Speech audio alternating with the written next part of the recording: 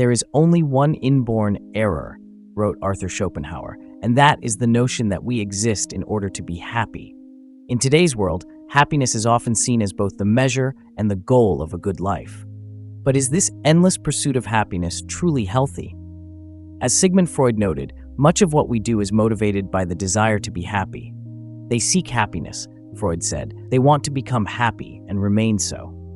Yet if we find ourselves unhappy, we often wonder what is wrong with us.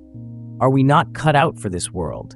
Are the chemicals in our brain in need of a pharmaceutical adjustment?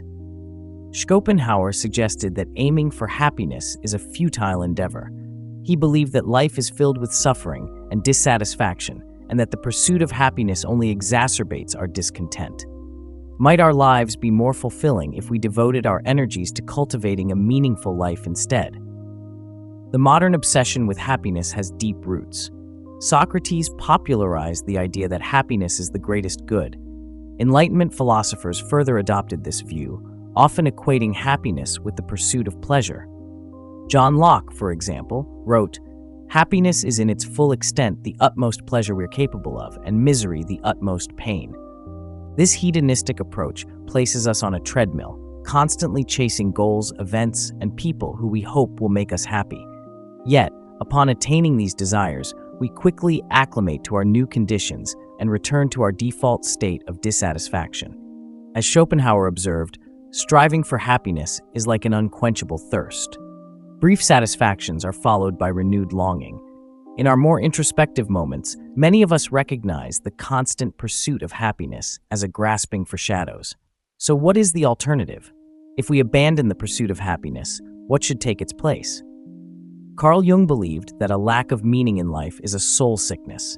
He argued that meaning provides the resilience needed to endure life's inevitable suffering. "He who has a why can bear almost any how," wrote Nietzsche. Meaning, in other words, is the raw material out of which we can build our inner citadel, our psychological fortress, from which we can navigate the chaotic occurrences of life. To cultivate meaning, we should focus on the development of our character. As Nietzsche said, "You shall become the person you are." Building our character helps us discover our purpose and imbues our lives with meaning. Heraclitus echoed this sentiment, stating, "Character is fate."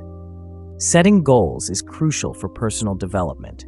Just as a stone is shaped into a sculpture through the force of a hammer and chisel, our potential is realized through disciplined struggle. But it's not the attainment of goals that matters most, it's the continual striving towards them. Marcus Aurelius wrote, "Foolish are those who have no aim to which they can direct every impulse, and indeed every thought." Our goals should contribute to our character growth. As we evolve, our goals may change. Hunter S. Thompson advised, "We strive to be ourselves." The goal is secondary. It is the functioning towards the goal that is important. This means continuously striving towards goals while modifying them to facilitate the continued development of our character. Sometimes our goals no longer move us forward. They may have been appropriate for a stage of our development that we have outgrown. Hunter S. Thompson elaborated on this idea, stating, "Every man is the sum total of his reactions to experience. As your experiences differ and multiply, you become a different man, and hence your perspective changes." By relentlessly striving towards goals and continuously evolving, we can place ourselves on a potentially meaningful life path. This requires abandoning our obsession with happiness and pleasure. Ironically, in stepping off the hedonic treadmill and exposing ourselves to the struggles and strife required to cultivate character, we will likely attain the transient state of happiness far more frequently than those who aim squarely for it. As Hunter S. Thompson wrote, "Who is the happier man? He who has braved the storm of life and lived, or he who has stayed securely on shore and merely existed?" Text on screen: seek meaning and happiness will follow. Embrace the journey, cultivate your character, and live fully.